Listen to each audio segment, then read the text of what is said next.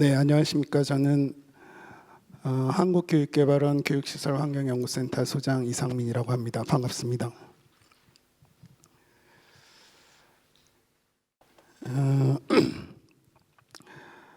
저는 한국에서 학교 시설에 대한 미래 교육을 위한 공간 재구조와 그리고 또 지역과 함께하는 학교 복합 시설 관련된 사업과 연구를 진행하고 있고요. 그리고 또 저와 같이 온 박성철 박사님이 계신데, 박성철 박사님은 우리나라 학교에 대한 공간 재구조와 그리고 또 IT 교육 환경 그리고 학교 복합 시설과 학교 범죄 환경 설계와 관련된 다양한 연구를 진행하고 계십니다. 오늘 제가 발표드릴 주제는 미래 교육을 위한 학교 공간 재구조화 사례인데요. 한국에서 추진하고 있는 학교 공간 혁신하고 학교 복합 시설 사업을 사례를 중심으로 좀 발표를 해드릴 예정입니다. 제가 발표드릴 사례 중에는 저와 같이 온 박성철 박사님께서 직접 계획을 수행한 사례도 있는데요. 발표 진행 편의상 제가 묶어서 한 번에 진행을 하는 것을 양해 부탁드리도록 하겠습니다. 그리고 제 발표 자료에는 그 동영상이 앞부분에 4분 정도짜리 하나, 뒷부분에 2분 정도짜리 하나가 있는데요. 동영상 안에 멘트가 흘러나오는데 그 멘트도 같이 통역을 해주시길 부탁드리겠습니다.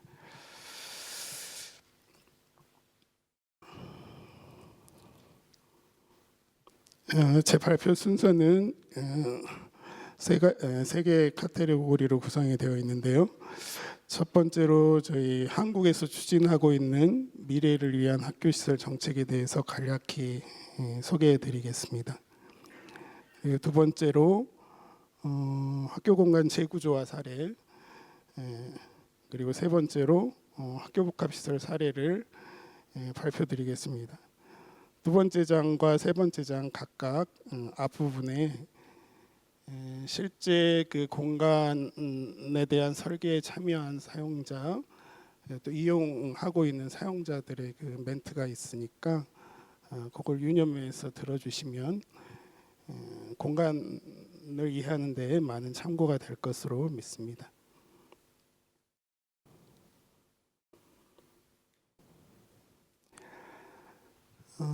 첫 번째로 한국에서 추진하고 있는 미래를 위한 학교 시설 정책에 대해서 간략히 소개해드리도록 하겠습니다. 한국의 그 교육 정책하고 교육 시설 정책을 총괄하는 기관이 교육부인데요. 교육부에서 작년에 2024년에서 2028년 5개년 동안 추진하게 될 학교 공간 재구조화 정책을 발표해서 작년부터 시행을 하고 있습니다. 한국은 그 뉴스에서 많이 보신 분들이 계실 것 같은데요. 많이 계실 것 같은데 세계에서 가장 그 출산율이 낮은 국가입니다. 출산율이 합계 출산율 기준으로 0.78 정도까지 떨어져서 인구가 급속히 감소되고 있고 따라서 학생 수도 급격하게 감소하고 있습니다. 따라서 그 학교가 이제 폐교되는 사례도 많고 일본의 사례에서도 많이 제가 봤는데요. 학교 간에 통폐합해서 새로운 학교로 지어지는 사례도 많이 있습니다.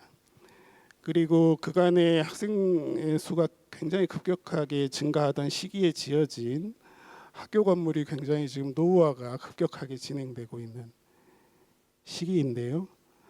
그런 노후 학교 시설에 대한 대책, 그리고 또 이게 사회 변화와 이제 교육에서도 어떤 큰 미래 비전을 제시하면서 큰 변화가 세계적으로 있는데요.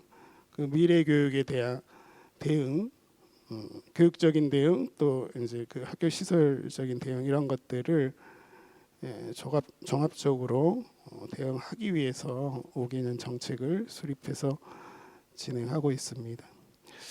그래서 그 첫 번째 정책이 40년 이상 경과된 노후 학교 시설에 대한 공간 재구조화 사업이 되겠고요. 두 번째 사업이 지역과 학교가 함께 학교 시설을 활용할 수 있는 학교 복합 시설 활성화 사업이 되겠습니다. 향후 5년간 총 투자비는 10조 4,300억 원 규모가 되겠습니다.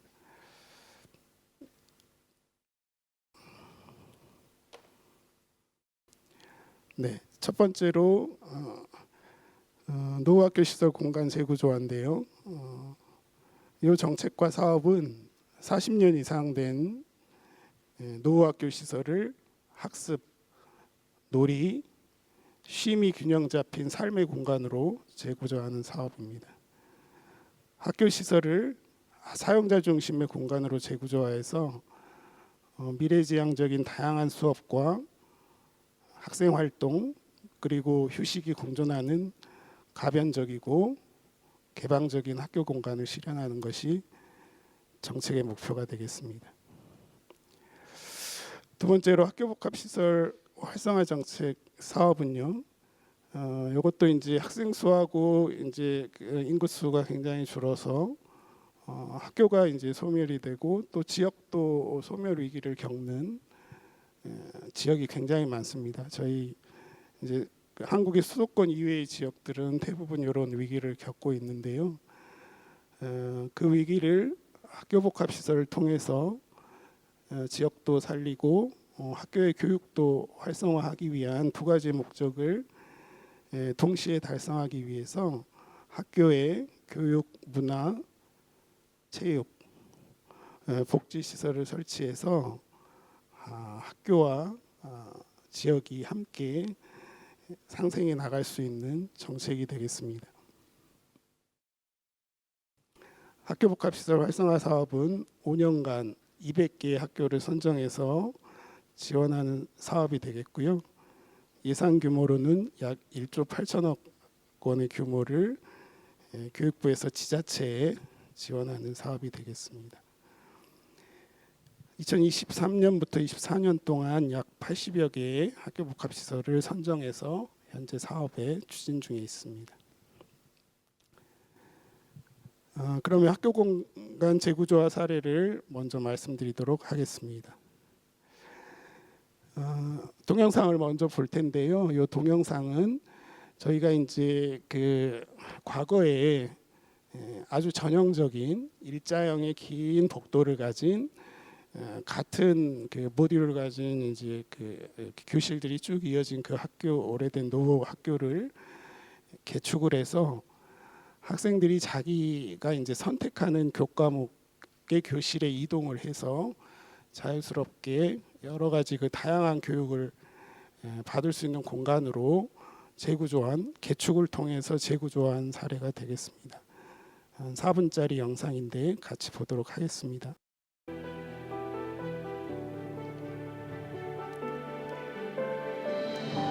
이 제로 에너지 교실을 모티브로 했고요. 개방화, 가변형 교실을 모티브로 친화적인 학교를 만드는 것, 이것이 우리가 설계하고자 했던 용남고등학교입니다. 우리 학교에 들어서면 제일 먼저 반기는 것이 바로 1층에 위치한 수공간, 즉 인공호수입니다. 수공간 주위에는 나무 데크가 있어서 수공간에 살아가고 있는 여러 수생물들을 데크를 따라 걸으며 관찰할 수 있습니다.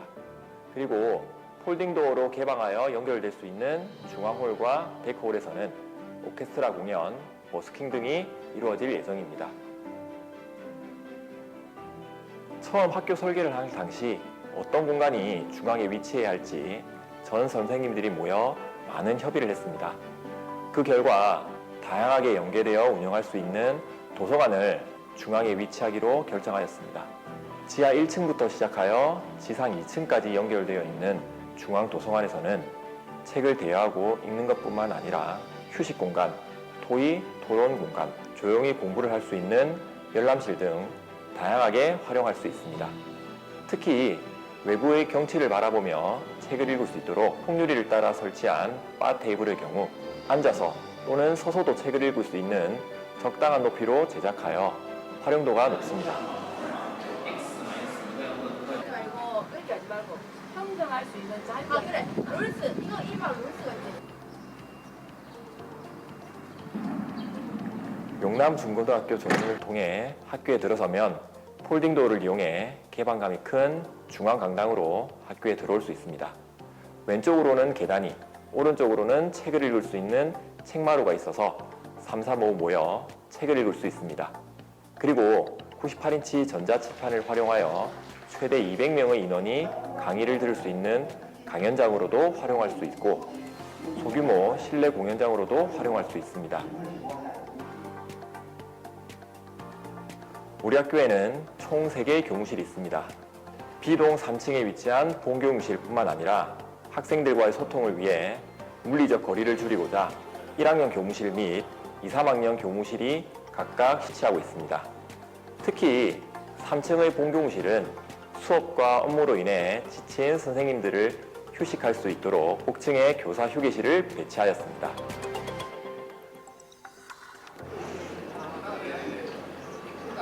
더불어 북쪽 테라스에 나서면 앞으로는 안점산이, 멀리로는 사천 바다까지 볼 수 있어 더할 나위 없는 힐링 공간이 됩니다. 테라스는 선생님들만의 공간이 아니라 외부 계단을 통해 연결되어 있기에 학생들이 오히려 더 많이 이용을 하고 있습니다. 우리 학교는 2020년 고교학점제 선도학교로 지정되었고 이미 다른 학교에 앞서 실시 중입니다. 더불어 학교 교실 역시도 설계 단계에서부터 고교학점제에 대비하여 설계를 하였습니다.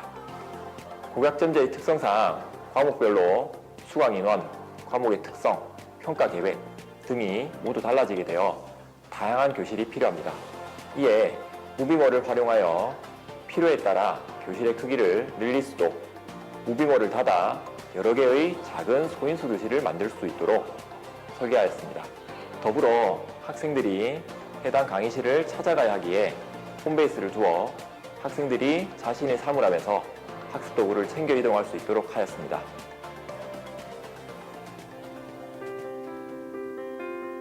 사실 학교에 있는 시간이 짧지가 않은데 맨날 같은 공간에서 같은 수업을 하고 같은 업무를 하면 그냥 쳇바퀴 도는 것 같더라고요.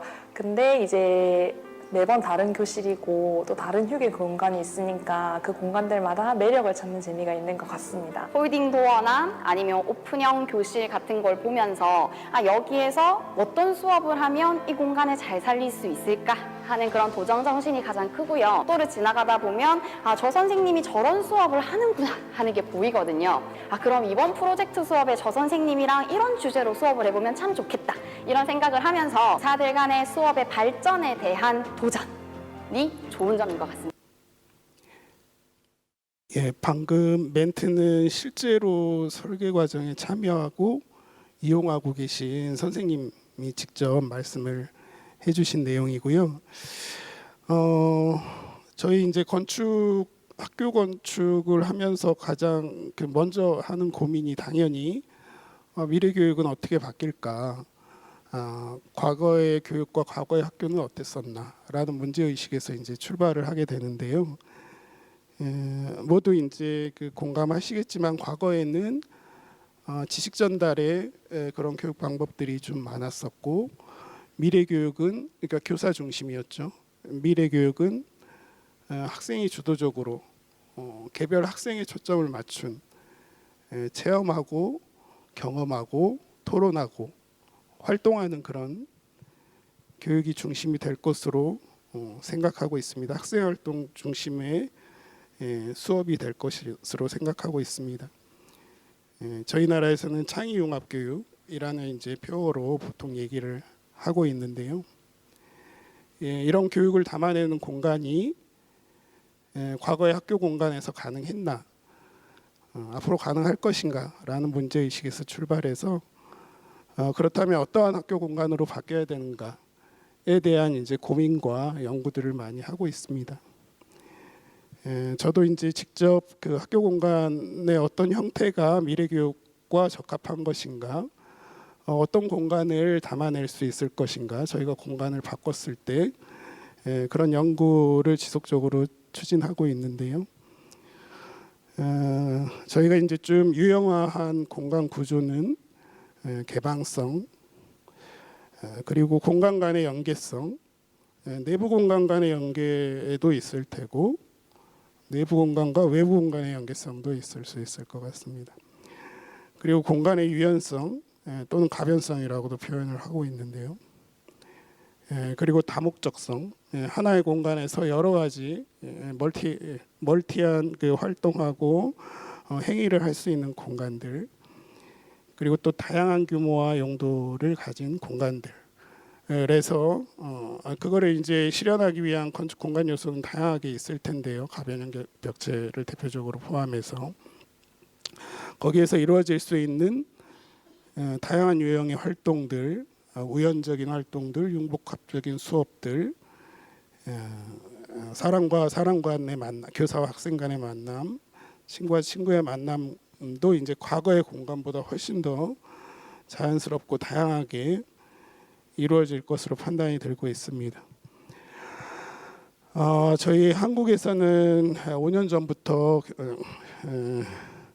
공간혁신이란 이름으로 기존 학교를 이제 그 소규모로 좀 이렇게 바꾸는 작업들을 많이 해왔습니다. 가장 먼저 한 시도가 초등학교 저학년, NIR 센터장님께서 잠깐 소개해 주신 바와 같이 초등학교 저학년을 대상으로 기존의 정형화된 교실을 재구조하는 작업을 했습니다. 그 이유는 우리 초등학교 저학년은 가정에서 학습을 하던가 학교 들어오기 전에 유치원에서 이제 교육을 받다가 이제 정규 교육 과정으로 편입하는 첫 번째 아이기 때문에 시기이기 때문에 그 아이들에게 보다 좀 가정적이고 보다 좀 자유롭고 보다 좀 친근한 공간들을 제공해서 학교에 빨리 적응하고 선생님과 친구들과 빨리 친해져서 다양한 학교 활동을 교육과 교우 활동 포함해서 할 수 있도록 유도하기 위해서 시작됐습니다. 왼쪽의 사진은 과거에는 쭉 일자형 복도였을 텐데 이 벽을 허물고 창을 내고 벤치를 설치하고 폴딩 도어를 설치를 해서 오른쪽에 사진 바와 같이 복도와 교실에 있는 아이들이 상호 교류하고 걸터서 앉고 대화하고 하는 용도로 쓰여지는 모습들을 볼 수 있었고요. 그리고 저희가 이 학교 같은 경우에는 이제 급식을 학교에서 하기 때문에 급식의 배식대로도 좀 다목적으로 활용할 수 있는 공간으로 쓸 수 있고, 그 옆에 사진은 교실 안에 밑에 이제 숨을 수 있는 동굴과 같은 공간, 그리고 계단을 타고 올라가서 친구와 놀 수 있는 다락, 새둥지와 같은 다락의 공간, 이런 것들을 이제 초등학교 저학년 내서 저희가 이제 많이 시도를 해왔습니다. 다른 사례에서도 볼 수 있듯이 두 개의 교실을 하나의 유니트로 묶어서 교실 안에 표현 무대, 발표를 하고 또 청중의 역할을 할 수 있는 무대, 그리고 또 다락, 또 리딩 벙커라고 해서 이제 숨을 수 있는 공간, 그림을 전시할 수 있는 공간, 이런 다양한 공간들을 교실 내에 설치를 하였습니다. 그런 사례가 되겠고요. 이 사천 용남중학교는 아까 이제 동영상에서 봤었던 학교입니다. 오른쪽에 이제 다이어그램처럼 편복도와 이제 정형화된 교실의 그런 기존 학교를 이제 개축을 해서 왼쪽에 보시는 바와 같이 테라스형, 개방형, 가변형 그런 공간을 설치를 해서 다양한 교육을 받을 수 있도록 재구조한 사례입니다. 이게 이제 가운데 있는 블록이 이제 기존 학교 건물 사례가 되겠습니다. 이게 이제 그 건물을 털고 테라스 하우스의 형태로 개방적이고 가변적인 공간으로 덜받고만 사례가 되겠습니다. 실제로는 이제 그 목재로 하지 않고 이제 금속 판넬로 마감을 했고요. 그 안에 그 동영상에서 봤었던 도서관 사례가 되겠습니다. 고등학교가 중학교랑 같이 있는데 중학교가 먼저 실험적인 시도를 했었습니다. 도서관 안에 미술실, 메이커스페이스실 이런 것들을 같이 설치를 해서 하나의 공간에서 여러 가지 수업이 가능하도록 별동으로 건축한 사례가 첫 번째 시도가 있었습니다. 그 안에 공간이고요. 데크를 설치해서 그 안에 다양한 학습 공간이 외부와 연결될 수 있도록 시도하였습니다. 저와 같이 온 박서순 박사님께서 직접 설계한 사례인데 원주의 치학고등학교도 이제 기존의 학교를 리모델링하면서 각 층에서 학년별로 개방형 학습 공간, 소규모 그룹 학습실, 다목적 강의실, 계단식 강의실, 각 학년의 그 사용자들의 요구와 이제 교육 과정에 특화된 다양한 교실들을 설치해서 활용을 했습니다. 사천 영남중학교 개축할 때 이제 가변형 학습 공간들 사례가 되겠고요. 요리 교실, 메이커 스페이스 이런 실들도 실습실과 이론실들 사이에 가변형 폴딩 도어를 설치해서 활용도를 극대화할 수 있도록 하였습니다. 소규모원장과 음악실도 마찬가지가 되겠고요. 대부분의 그 교실들이 여러 가지 가능성을 품을 수 있도록 폴딩 도어를 많이 설치하고 실제로 많이 활발히 활용을 하고 있습니다. 필로티 공간도 이제 휴게 공간, 아이들의 그 만남의 공간 이런 것들로 활용할 수 있도록 했고요. 교무실 같은 경우도 과거에는 그 개별 교무실, 회의실, 상담실 다 나뉘어져 있었는데 최근에는 통합해서 그 안에서 휴식이라든가 상담, 교무 활동 이런 것들이 다 가능할 수 있도록 리모델링을 하고 있는 추세입니다.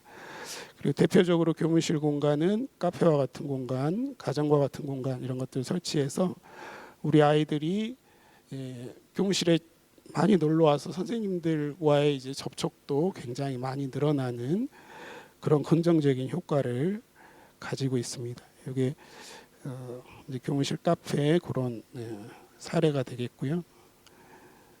요거 아까 봤었던 영남고등학교 카페, 그러니까 교무 휴게 공간, 치학고 원주 치학고의 이제 휴게 공간 사례가 되겠습니다.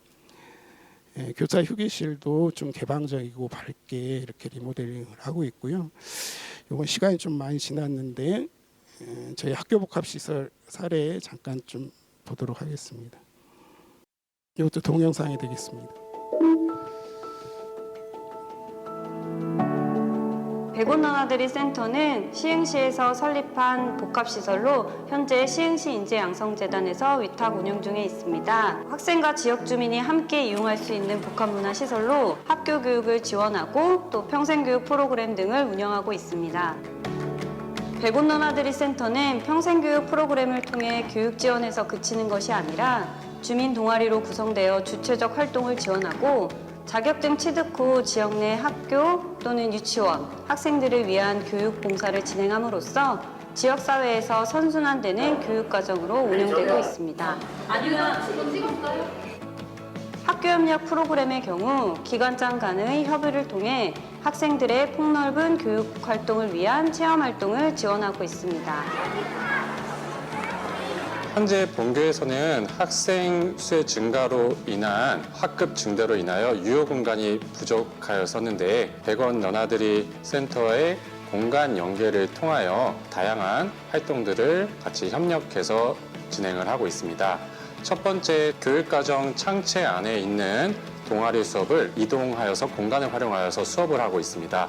두 번째로 방과 후 수업 경우에도 방과 후에 이루어지는 수업들 중에서 몇 개의 수업을 진행이 되고 있으며 끝으로 학교에서는 학기 초부터 교육과정 계획을 수립할 때 너나들이 센터와 사전 계획 단계부터 소통을 하여서 너나들이 센터에서 예산과 공간의 지원을 받아 학교에서 계획한 내용이 풍성하게 이루어질 수 있었던 교육과정이 참 의미가 크다고 생각합니다.